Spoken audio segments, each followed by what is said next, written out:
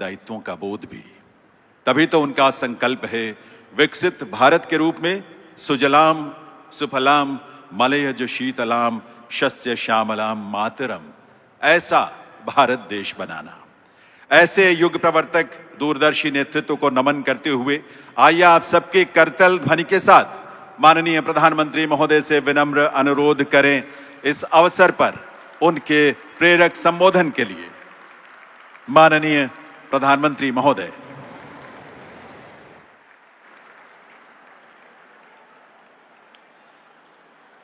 वंदे वंदे वंदे वंदे मातरम एक शब्द, एक मंत्र है, एक ऊर्जा है, एक स्वप्न है, एक संकल्प है। वंदे मातरम ये एक शब्द मां भारती की साधना है, मां भारती की आराधना है। वंदे मातरम ये एक शब्द हमें इतिहास में ले जाता है।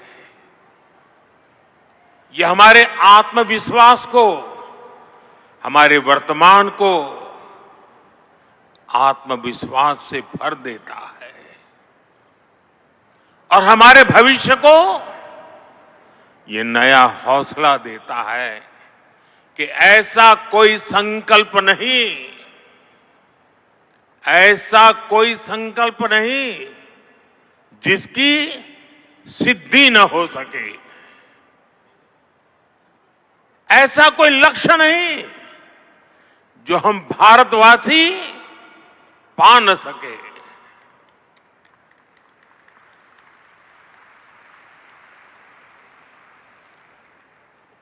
साथियों, वंदे मातरम के सामूहिक गान का ये अद्भुत अनुभव, ये वाकई अभिव्यक्ति से परे है। इतनी सारी आवाजों में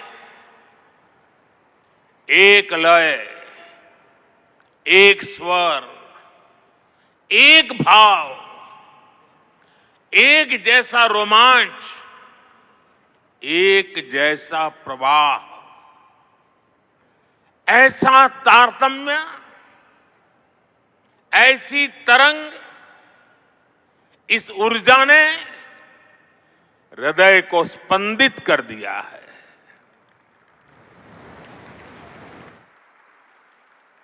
भावनाओं से भरे इसी माहौल में मैं अपनी बात को आगे बढ़ा रहा हूं। मंच पर उपस्थित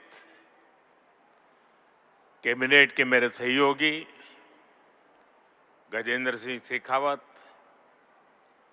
दिल्ली के उपराज्यपाल वीके सक्सेना, मुख्यमंत्री रेखा गुप्ता जी,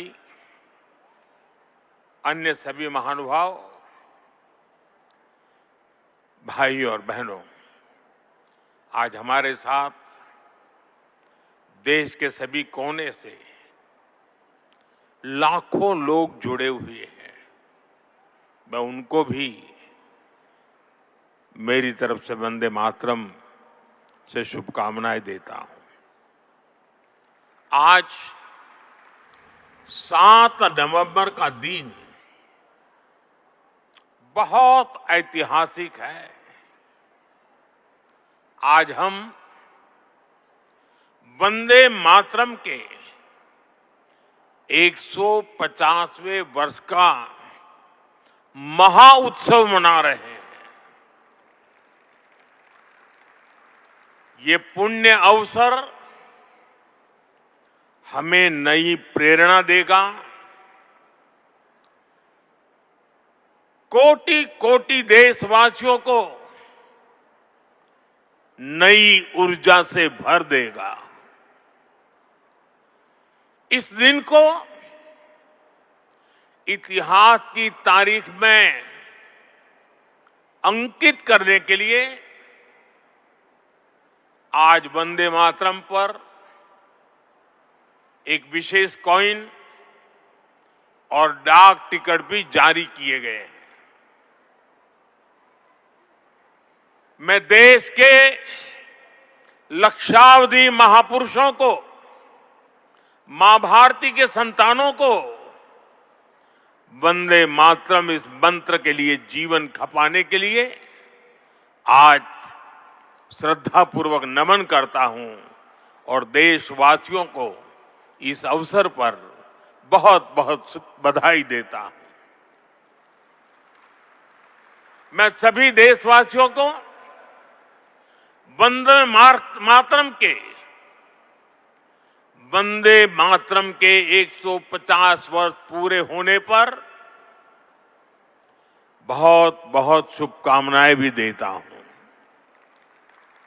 साथियों, हर गीत, हर काव्य का अपना एक मूल भाव होता है, उसका अपना एक मूल संदेश होता है। वंदे मातरम का मूल भाव क्या है? वंदे मातरम का मूल भाव है भारत मां भारती। भारत की शाश्वत संकल्पना, वो संकल्पना जिसने मानवता के प्रथम पहर से खुद को गढ़ना शुरू कर दिया, जिसने युगों युगों को एक एक अध्याय के रूप में पढ़ा, अलग अलग दौर में अलग अलग राष्ट्रों का निर्माण, अलग अलग ताकतों का उदय, नई नई सभ्यताओं का विकास, शून्य से शिखर तक उनकी यात्रा और शिखर से पुनः शून्य में उनका विलय, बनता बिगड़ता इतिहास, दुनिया का बदलता भूगोल, भारत ने ये सब कुछ देखा है। इंसान की इस अनंत यात्रा से हमने सीखा और समय समय पर नए निष्कर्ष निकाले। हमने उनके आधार पर अपनी सभ्यता के मूल्यों और आदर्शों को तराशा, उसे गढ़ा। हमने, हमारे पूर्वजों ने, हमारे ऋषियों ने, मुनियों ने, हमारे आचार्यों ने, भगवंतों ने, हमारे देशवासियों ने अपनी एक सांस्कृतिक पहचान बनाई। हमने ताकत और नैतिकता के संतुलन को बराबर समझा और तब जाकर भारत एक राष्ट्र के रूप में वो कुंदन बनकर उभरा जो अतीत की हर चोट सहता भी रहा और सहकर भी अमरत्व को प्राप्त कर गया। भाइयों बहनों, भारत की ये संकल्पना, उसके पीछे की वैचारिक शक्ति है। उठती गिरती दुनिया से अलग अपना स्वतंत्र अस्तित्व बोध, ये उपलब्धि और लयबद्ध लिपिबद्ध होना, लयबद्ध होना और तब जाकर के हृदय की गहराई से, अनुभवों के निचोड़ से, संवेदनाओं की असीमता को प्राप्त कर करके वंदे मातरम जैसी रचना मिलती है।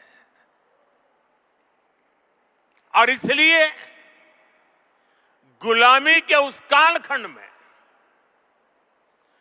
वंदे मातरम इस संकल्प का उद्घोष बन गया था, और वो उद्घोष था भारत की आजादी का। मां भारती के हाथों से गुलामी की बेड़ियां टूटेगी और उसकी संतानें स्वयं अपने भाग्य की भाग्य विधाता बनेगी। साथियों, गुरुदेव रविंद्रनाथ ठाकुर ने एक बार कहा था, बंकिम चंद्र की आनंद मठ केवल उपन्यास नहीं है, ये स्वाधीन भारत का एक स्वप्न है। आप देखिए, आनंद मठ में वंदे मातरम का प्रसंग, वंदे मातरम की एक एक पंक्ति के, बंकिम बाबू के एक एक शब्द के, उसके हर भाव के अपने गहरे निहितार्थ थे, निहितार्थ है। ये गीत गुलामी के कालखंड में रचना तो जरूर हो गई उस समय, लेकिन उसके शब्द कुछ वर्षों की गुलामी के साए में कभी भी कैद नहीं रहे। वो गुलामी की स्मृतियों से आजाद रहे। इसलिए वंदे मातरम हर दौर में, हर कालखंड में प्रासंगिक है। इसने अमरता को प्राप्त किया है। वंदे मातरम की पहली पंक्ति है, सुजलाम सुफलाम मलयज शीतलाम सस्य श्यामलाम मातरम। अर्थात प्रकृति के दिव्य वरदान से सुशोभित हमारी सुजलाम सुफलाम मातृभूमि को नमन। साथियों, यही तो भारत की हजारों साल पुरानी पहचान रही है।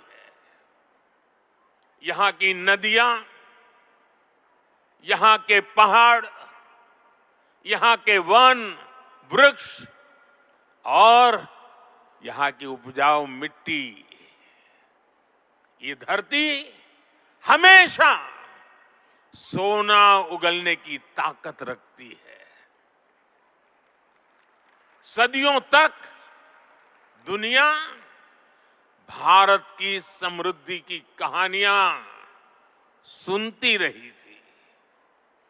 कुछ ही शताब्दी पहले तक ग्लोबल जीडीपी का करीब 1/4 हिस्सा भारत के पास था। लेकिन भाइयों बहनों, जब बंकिम बाबू ने वंदे मातरम की रचना की थी, तब भारत अपने उस स्वर्णिम दौर से बहुत दूर जा चुका था। विदेशी आक्रमणकारियों ने उनके हमले, लूटपाट, अंग्रेजों की शोषणकारी नीतियां, उस समय हमारा देश गरीबी और भूखमरी के चंगुल में करा रहा था, तब भी बंकिम बाबू ने उस बुरे हालात के स्थितियों में भी चारों तरफ दर्द था, विनाश था, शोक था, सब कुछ डूबता हुआ नजर आ रहा था।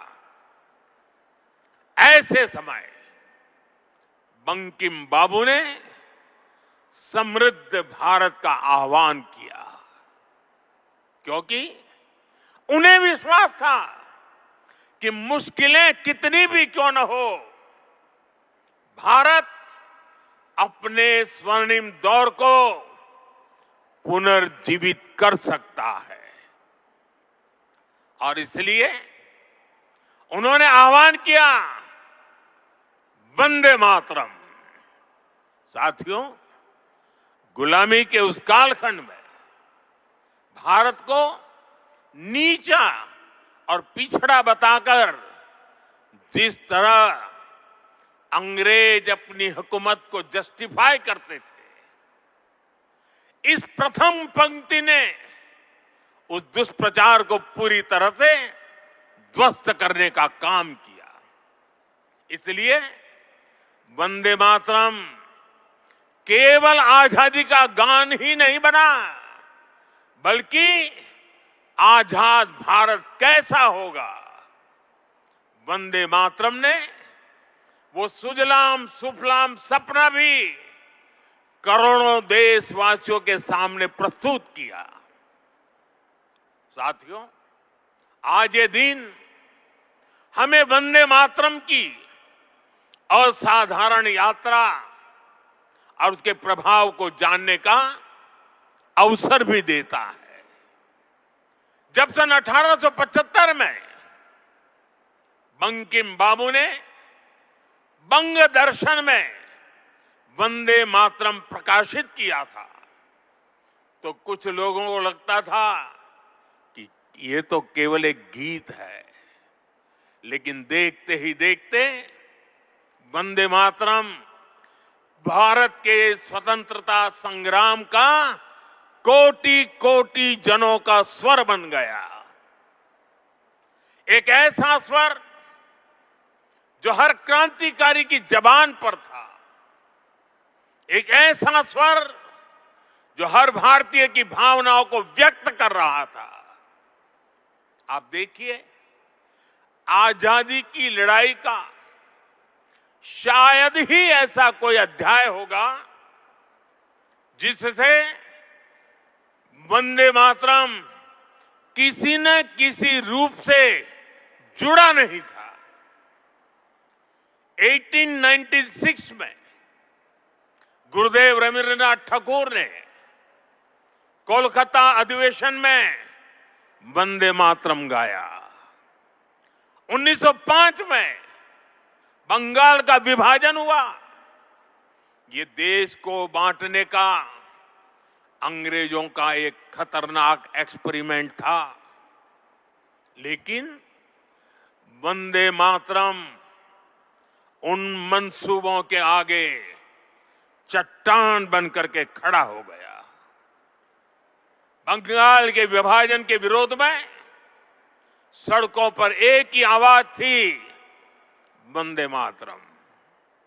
साथियों, बरिसाल अधिवेशन में जब आंदोलनकारियों पर गोलियां चली, तब भी उनके होठों पर वही मंत्र था, वही शब्द थे, वंदे मातरम। भारत के बाहर रहकर आजादी के लिए काम कर रहे वीर सावरकर जैसे स्वतंत्र सेनानी, वो जब आपस में मिलते थे तो उनका अभिवादन वंदे मातरम से ही होता था।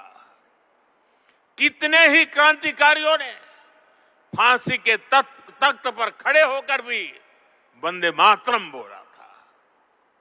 ऐसी कितनी ही घटनाएं, इतिहास की कितनी ही तारीखें, इतना बड़ा देश, अलग अलग प्रांत और इलाके, अलग अलग भाषा बोलने वाले लोग, उनका आंदोलन लेकिन जो नारा, जो संकल्प, जो गीत हर जबान पर था, जो गीत हर स्वर में था, वो था वंदे मातरम। इसलिए भाइयों बहनों, 1927 में महात्मा गांधी ने कहा था, वंदे मातरम हमारे सामने संपूर्ण भारत का ऐसा चित्र उपस्थित कर देता है जो अखंड है। श्री अरविंदो ने वंदे मातरम को एक गीत से भी आगे उसे एक मंत्र कहा था। उन्होंने कहा, ये एक ऐसा मंत्र है जो आत्मबल जगाता है। भिकाजी कामा ने भारत का जो ध्वज तैयार करवाया था, उसमें बीच में भी लिखा था वंदे मातरम। साथियों, हमारा राष्ट्र ध्वज समय के साथ कई बदलावों से गुजरा, लेकिन तब से लेकर आज तक हमारे तिरंगे तक देश का झंडा जब भी फहरता है तो हमारे मुंह से अनायास निकलता है, भारत माता की जय, वंदे मातरम। इसलिए आज जब हम उस राष्ट्र गीत के 150 वर्ष मना रहे हैं, तो ये देश के महान नायकों के प्रति हमारी श्रद्धांजलि है और ये उन लाखों बलिदानियों को भी श्रद्धापूर्वक नमन है जो वंदे मातरम का आह्वान करते हुए फांसी के तख्त पर झूलते हुए, जो वंदे मातरम बोलते हुए कोड़ों की मार सहते रहे, जो वंदे मातरम का मंत्र जपते हुए बर्फ की सिल्लियों पर अड़ीग रहे। साथियों, आज हम 140 करोड़ देशवासी ऐसे सभी नाम, अनाम, गुमनाम राष्ट्र के लिए जीने मरने वालों को श्रद्धांजलि देते हैं, जो वंदे मातरम कहते हुए देश के लिए बलिदान हो गए, जिनके नाम इतिहास के पन्नों में कभी दर्ज ही नहीं हो पाए। साथियों, हमारे वेदों ने हमें सिखाया है, माता भूमि ही पुत्रो अहम पृथ्व्याः, अर्थात ये धरती हमारी मां है, ये देश हमारी मां है, हम इसी की संतानें हैं। भारत के लोगों ने वैदिक काल से ही राष्ट्र की इसी स्वरूप में कल्पना की, इसी स्वरूप में आराधना की। इसी वैदिक चिंतन से वंदे मातरम ने आजादी की लड़ाई में नई चेतना फूकी। साथियों, राष्ट्र को एक जियो पॉलिटिकल एंटिटी मानने वालों के लिए राष्ट्र को मां मानने का विचार हैरानी भरा हो सकता है, लेकिन भारत अलग है। भारत में मां जननी भी है और मां पालनहारिणी भी है। अगर संतान पर संकट आ जाए तो मां संहारकारिणी भी है। इसलिए वंदे मातरम कहता है, अबला के नमाए तबले बहुबल धारिणी नमामि तारिणी रिपुदल वारिणी वंदे मातरम, वंदे मातरम। अर्थात अपार शक्ति धारण करने वाली भारत मां संकटों से पार भी कराने वाली और शत्रुओं का विनाश भी कराने वाली है। राष्ट्र को मां और मां को शक्ति स्वरूपा नारी मानने का ये विचार, इसका एक प्रभाव ये भी हुआ कि हमारे स्वतंत्रता संग्राम स्त्री पुरुष सबकी भागीदारी का संकल्प बन गया। हम फिर ऐसे भारत का सपना देख पाए जिसमें महिला शक्ति राष्ट्र निर्माण में सबसे आगे खड़ी दिखाई देगी। साथियों, वंदे मातरम आजादी के परवानों का तराना होने के साथ ही इस बात की भी प्रेरणा देता है कि हमें इसे आजादी की रक्षा कैसे करनी है। बंकिम बाबू के पूरे मूल गीत की पंक्तियां हैं, तम ही दुर्गा 10 प्रहरण धारिणी, कमला कमल दल विहारिणी, वाणी विद्यादायिनी, नमामि त्वम नमामि कमलाम, अमलाम अतुलाम, सुजलाम सुबलाम, मातरम वंदे मातरम। अर्थात भारत माता विद्यादायिनी सरस्वती भी है, समृद्धि दायिनी लक्ष्मी भी है और अस्त्र शस्त्रों को धारण करने वाली दुर्गा भी है। हमें ऐसे ही राष्ट्र का निर्माण करना है जो ज्ञान, विज्ञान और टेक्नोलॉजी में शीर्ष पर हो, जो विद्या और विज्ञान की ताकत से समृद्धि के पर शीर्ष पर हो और जो राष्ट्रीय सुरक्षा के लिए आत्मनिर्भर भी हो। साथियों, बीते वर्षों में दुनिया भारत के इसी स्वरूप का उदय देख रही है। हमने विज्ञान और टेक्नोलॉजी की फील्ड में अभूतपूर्व प्रगति की है। हम दुनिया की 5वीं बड़ी अर्थव्यवस्था बनकर उभरे और जब दुश्मन ने आतंकवाद के जरिए भारत की सुरक्षा और सम्मान पर हमला करने का दुस्साहस किया तो पूरी दुनिया ने देखा नया भारत मानवता की सेवा के लिए अगर कमला और विमला का स्वरूप है तो आतंक के विनाश के लिए 10 प्रहरण धारिणी दुर्गा भी बनना जानता है। साथियों, वंदे मातरम से जुड़ा एक और विषय है जिसकी चर्चा करना उतना ही आवश्यक है।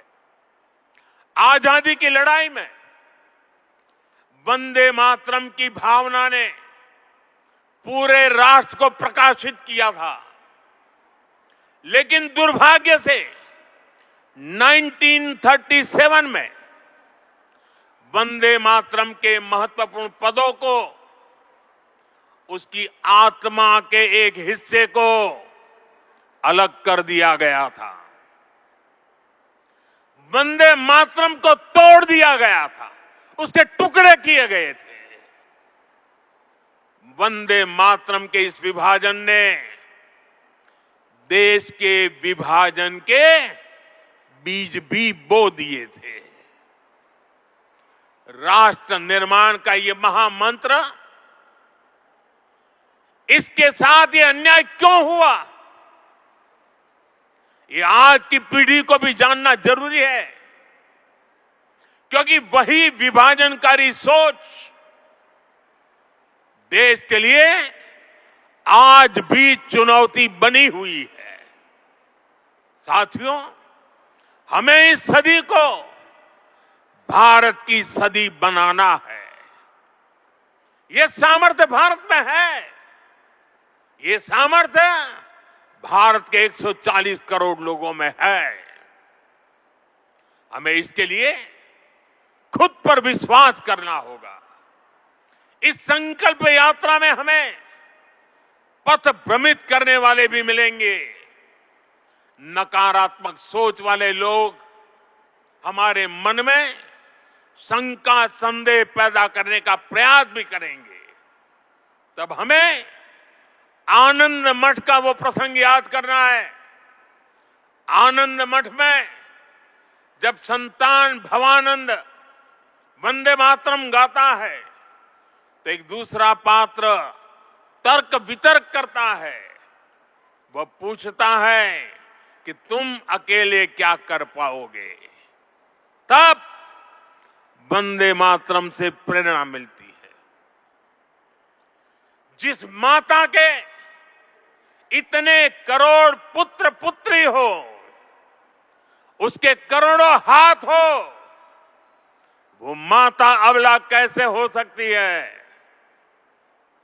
आज तो भारत माता की 140 करोड़ संतान है, उसके 280 करोड़ भुजाएं हैं।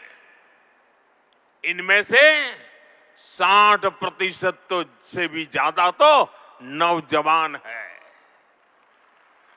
दुनिया का सबसे बड़ा डेमोग्राफिक एडवांटेज हमारे पास है। ये सामर्थ्य इस देश का है, ये सामर्थ्य मां भारती का है। ऐसा क्या है जो आज हमारे लिए असंभव है? ऐसा क्या है जो हमें वंदे मातरम के मूल सपने को पूरा करने से रोक सकता है? साथियों, आज आत्मनिर्भर भारत के विजन की सफलता, मेक इन इंडिया का संकल्प और 2047 में विकसित भारत के लक्ष्य की ओर बढ़ते हमारे कदम, देश जब ऐसे अभूतपूर्व समय में नई उपलब्धियां हासिल करता है तो हर देशवासी के मुंह से निकलता है वंदे मातरम। आज जब भारत चंद्रमा के साउथ पोल पर पहुंचने वाला पहला देश बनता है, जब नए भारत की आहट अंतरिक्ष के सुदूर कोने तक सुनाई देती है, तो हर देशवासी कह उठता है वंदे मातरम। आज जब हम हमारी बेटियों को स्पेस टेक्नोलॉजी से लेकर स्पोर्ट्स तक में शिखर पर पहुंचते देखते हैं, आज जब हम बेटियों को फाइटर जेट उड़ाते देखते हैं, तो गौरव से भरा हर भारतीय का नारा होता है वंदे मातरम। साथियों, आज ही हमारे फौज के जवानों के लिए 1 रैंक 1 पेंशन लागू होने के 11 वर्ष हुए हैं।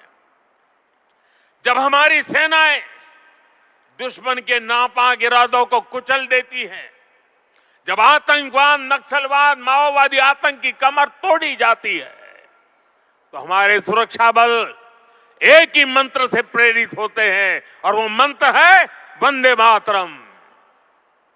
साथियों, मां भारती के वंदन की यही स्पिरिट हमें विकसित भारत के लक्ष्य तक ले जाएगी। मुझे विश्वास है वंदे मातरम का मंत्र हमारी इस अमृत यात्रा में मां भारती की कोटि कोटि संतानों को निरंतर शक्ति देगा, प्रेरणा देगा। मैं एक बार फिर सभी देशवासियों को वंदे मातरम के 150 वर्ष पूरे होने पर हृदय से बहुत बहुत बधाई देता हूं और देश भर से मेरे साथ जुड़े हुए आप सबसे बहुत बहुत धन्यवाद करते हुए मेरे साथ खड़े होकर के पूरी ताकत से हाथ ऊपर करके बोलिए वंदे वंदे वंदे वंदे वंदे वंदे वंदे वंदे वंदे वंदे